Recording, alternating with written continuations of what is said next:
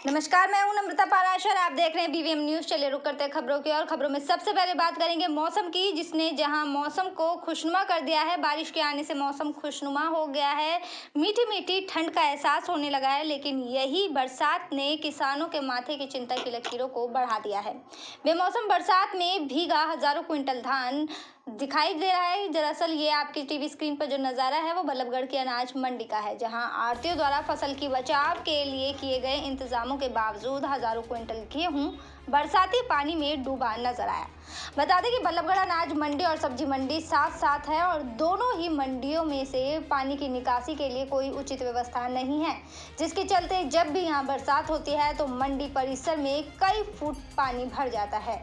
इसी के चलते जहां आए दिन किसानों की फसल का नुकसान होता नजर आता है, तो ऐसा ही नज़ारा यहां आज फिर से देखने को मिला, जिसके बारे में बताते हुए आढ़ती राकेश गोयल ने बताया कि मंडी से पानी की निकासी के इंतजाम की व्यवस्था प्रशासन की है और प्रशासन द्वारा यहाँ कोई इंतजाम नहीं किया गया और अगर इसी तरह के हालात बने रहे तो यहाँ हालात और भी खराब हो जाएंगे। राकेश गोयल।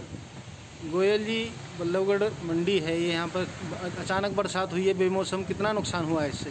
इसमें भाई बहुत नुकसान हुआ है, चारों तरफ पानी पानी भरा हुआ है, सारी बोरी धान सब गीले हो चुके हैं। मार्केट कमेटी का कहना है कि आढ़ती इंतजाम करेंगे, तो आढ़तियों के इंतजाम तो दिखाई दे रहे हैं, लेकिन फिर भी पानी भरा हुआ है। ये तो भाई प्रशासन का काम है, ये तो पानी के लिए प्रशासन ही कर सकती है, जो ढील दे रही है। पानी की निकासी कोई व्यवस्था नहीं है, बिल्कुल कोई व्यवस्था नहीं है। अगर ऐसी हालात और बने रहे तो हालत खराब हो जाएंगे और यहाँ पर बीमारी फैल सकती है, पानी इकट्ठा हो जाएगा तो। किसान लगातार माल ला ही रहे हैं अपना। किसान ला रहे हैं, सारा माल जो है कंडम हो रहा है, वो भीगा हुआ है। कोई उम्मीद भी नहीं है? कोई उम्मीद भी नहीं है भाई, पानी निकासी है ही नहीं, पानी भरा पड़ा है। चलिए बढ़ते अगली खबर की ओर। राजपूत सभा जिला फरीदाबाद द्वारा क्षत्रिय राजपूत सम्राट मिहिर भोज का राज्याभिषेक दिवस बड़े ही धूमधाम के साथ मनाया गया। आपको बता दें कि आयोजन एक भव्य सांस्कृतिक कार्यक्रम एक शाम हिंदुत्व के रक्षक राजपूत क्षत्रिय योद्धा के नाम पल्ला फरीदाबाद में आयोजित की गई। इस कार्यक्रम की अध्यक्षता डॉक्टर भगवान सिंह द्वारा की गई। कार्यक्रम के मुख्य अतिथि सुखदेव सिंह गोगामेड़ी, राष्ट्रीय अध्यक्ष राष्ट्रीय राजपूत करनी सेना व विशिष्ट अतिथि उपेंद्र राणा लोक गायक रहे।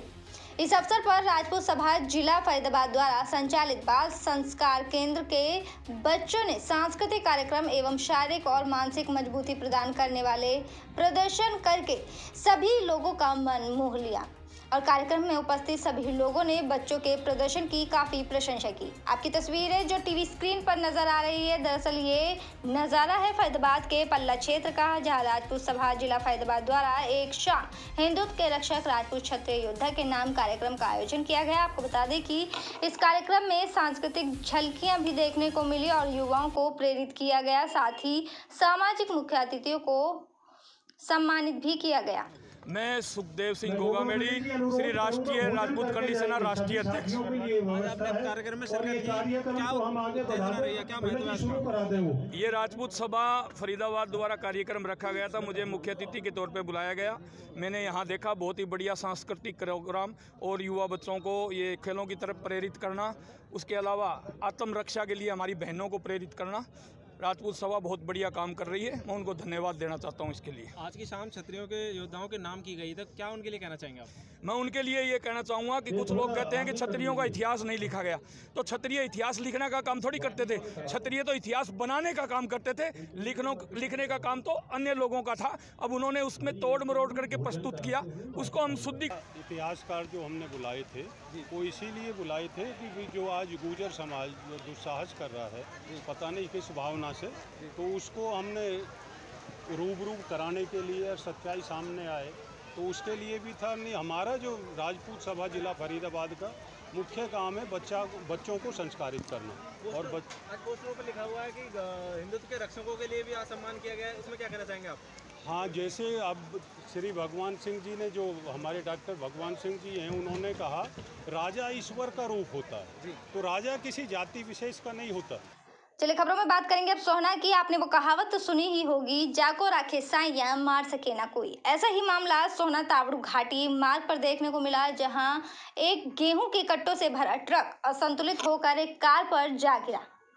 गनीमत ये रही कि कार में सवार चालक सुरक्षित बच गया और वहीं ट्रक के चालक परिचालक को भी कोई चोट नहीं आई। हालांकि इस हादसे के बाद घाटी मार्ग पर करीब 1 घंटे के लिए जाम की स्थिति पैदा हो गई और इस जाम में सोहना विधायक की गाड़ी भी फंस गई।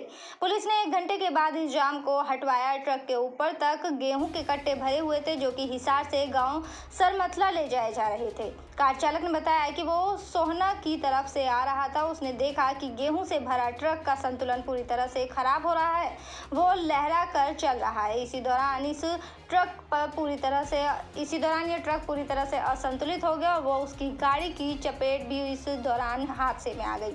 लेकिन उसकी कार जरूर क्षतिग्रस्त हुई है, लेकिन वो सही सलामत बच गया। वहीं ट्रक का चालक व परिचालक भी पूरी तरह से सुरक्षित बताए जा रहे हैं। बताया जा रहा है कि ट्रक के ऊपर तक गेहूं के कट्टे भरे हुए थे, जिसके कारण उसका संतुलन बिगड़ गया। एक्सीडेंट कैसे हुआ? ये हम सोना की पहाड़ी पे जा रहे थे तो आगे से एक ट्रक आ रहा था, वो लहराता हुआ, तो उसे देख के हम अपनी गाड़ी साइड में कर ली। पापा ने बोला कि ऐसा ही है, मार देगा तो साइड में दबा ले। मैंने साइड दबा के खड़ी कर ली। आगे से ट्रक आया, उसने सीधा पहले पहाड़ में जाकर टक्कर मारी और एकदम मेरी साइड गाड़ी की तरफ एकदम पलट गया वो सारा। इसका जितना भी हो सारा मेरी गाड़ी पे आ गया। नाम? सुभाष। ये आपकी गाड़ी पे गाड़ी कैसे पलटी है भरी हुई? एक गाड़ी आ रही थी उधर ढलान की तरफ से और ये बैलेंस बिगड़ता हुआ आ रहा था, बार बार ये लहरा रहा था और हमारी गाड़ी जैसे इसके पास आई तो उसमें पत्थरों में टक्कर मार। चलिए रुक करेंगे अगली खबर की और आपको बता दें कि हरियाणा के विभिन्न अनाज मंडियों में आया लाखों क्विंटल धान खुले आसमान के नीचे रखे होने के कारण बुरी तरह से भीग गया है। मौसम विभाग ने हालांकि पहले ही प्रदेश में बारिश का अलर्ट जारी कर दिया था, जिसके बावजूद सरकार ने कोई गंभीरता नहीं दिखाई और मंडियों में पहले से ही गेहूं का स्टॉक रखा हुआ था जो शेड के नीचे है, जिसके चलते मंडी में आए धान को खुले आसमान के नीचे रखना पड़ा। रविवार को हुई तेज बारिश के बीच ये धान भीगता नजर आया। यमुनानगर की जगाधरी अनाज मंडी सहित अन्य अनाज मंडियों में भी इसी तरह खुले आसमान के नीचे अनाज रखा हुआ है और धान जो खुले में रखा है वो भीग गया। हालांकि इसे बचाने के लिए बारिश शुरू होने के बाद त्रिपाल से ढकने का प्रयास किया गया, लेकिन वो नाकाफी साबित हुआ क्योंकि बारिश बहुत तेज हुई, जिसके चलते धान भीगता रहा। ये भीगा हुआ धान कब सूखेगा, कब इसकी बोली होगी और कब किसानों के खाते में इसके पैसे आएंगे, ये कहा नहीं जा सकता, क्योंकि सरकार ने 16% नमी से अधिक के धान को खरीदने पर प्रतिबंध लगाया हुआ है। देखना ये होगा कि इस नुकसान की भरपाई आखिरकार कैसे होगी। चलिए बढ़ते हैं अगली खबर की ओर। हरियाणा में पिछले 3 वर्षों से फसल अवशेष के जलाने के मामले में लगातार कमी आ रही है। सरकार के विभिन्न अभियान चलाने के बाद किसान भी जागरूक हुए हैं, लेकिन अभी भी काफी संख्या में ऐसे किसान हैं जिन पर सरकार के जागरूकता अभियान का कोई असर नहीं पड़ा है। यमुनानगर में अभी तक 30 ऐसे मामले सामने आ चुके हैं जिनमें धान की फसल काटने के बाद खेतों में आग लगा दी गई, जिससे कि वातावरण प्रदूषित हुआ है। यमुनानगर में हालांकि पिछले साल इस अवधि में 112 केस सामने आए थे, जबकि पूरे सीजन में पिछले साल 248 मामले सामने आए थे, जिसमें किसानों के चालान भी किए गए और जुर्माने के रूप में उनसे 6,35,000 रुपए भी वसूले गए। कृषि विभाग के उप कृषि निदेशक डॉक्टर JS सैनी का कहना है कि लगातार सरकार जागरूकता अभियान चला रही है। प्रदेश में किसान मेले का आयोजन किया जाता है, उसमें भी किसानों को फसलों के अवशेष न जलाने के प्रति प्रेरित किया जाता है। किसानों को फसलों के अवशेष खेतों में नष्ट करने के लिए 50 व 80% सब्सिडी पर मशीनें उपलब्ध कराई जाती हैं। इसी का नतीजा है कि इस बार खेतों में आग जलाने के मामले में काफ़ी कमी आई है। उन्होंने बताया कि इस समय 30 मामले सामने आ चुके हैं, जबकि इस अवधि में पिछले साल 112 मामले दर्ज किए गए थे।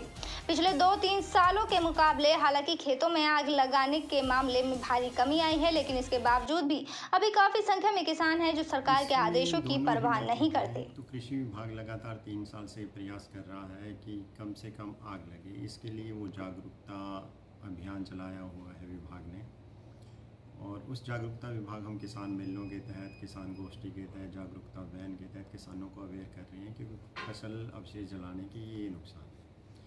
तो विभाग की जागरूकता और किसानों की समझदारी, क्योंकि किसान भी 3 साल से लगातार हम बता रहे हैं वो इन पराली के महत्व को कि हम इसको ज़मीन में मिलाएंगे तो हमारे मित्र कीट भी बचेंगे, हमारा खाद की ज़रूरत कम पड़ेगी और जो फसल की पैदावार होगी वो भी बढ़ के आएगी। तो इसलिए इनके लगातार कमी आ रही है। विभाग ने मैंने जैसा कि बताया कि किसान मेलों के तहत विलेज स्तर पे हमने माइक्रो लेवल पे प्लानिंग करी है। हर गांव में जल शक्ति अभियान के साथ साथ फसल अवशेष प्रबंधन के भी कैंप लगाए गए हैं। हर गांव में 2-2 बार हमारे कैंप लगे हैं। हमारे यमुनानगर की बात करें तो हमारे पास 51 गांव थे जो रेड और येलो जोन में थे। रेड जोन में एक गांव था सरावा और येलो जोन में हमारे पास 50 गांव थे, जिनमें से ज़्यादातर अधिकतर गांव बिलासपुर और रादौर सब डिवीज़न के थे। तो वहाँ भी हमने हर एक गांव में किसान गोष्ठी के माध्यम से, ट्रेनिंग कैंप के माध्यम से किसानों को इस बात। चलिए बढ़ेंगे अगली खबर की ओर। बॉर्डर पर पंजाब के लखबीर सिंह की निर्मम हत्या की कड़ी निंदा करते हुए बीजेपी अनुसूचित मोर्चा ने कहा है कि बॉर्डर पर बैठे लोग किसान नहीं हत्यारे हैं, उनके खिलाफ सख्त कार्यवाही होनी चाहिए। यमुनानगर में मीडिया से बात करते हुए बीजेपी अनुसूचित मोर्चा के जिला अध्यक्ष धर्म सिंह मट्टू ने कहा कि राकेश टिकैत व गुरनाम सिंह दलित विरोधी मानसिकता के लोग हैं, जहां इन लोगों की रहनुमाई में पंजाब के लखबीर सिंह की निर्मम हत्या कर दी गई।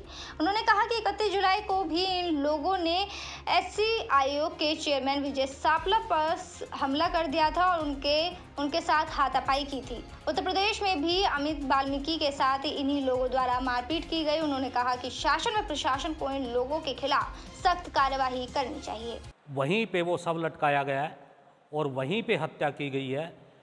वो जो लखविंदर सिंह है, उनके ही बयान है कि आधे पौने घंटे तक वो जीवित रही।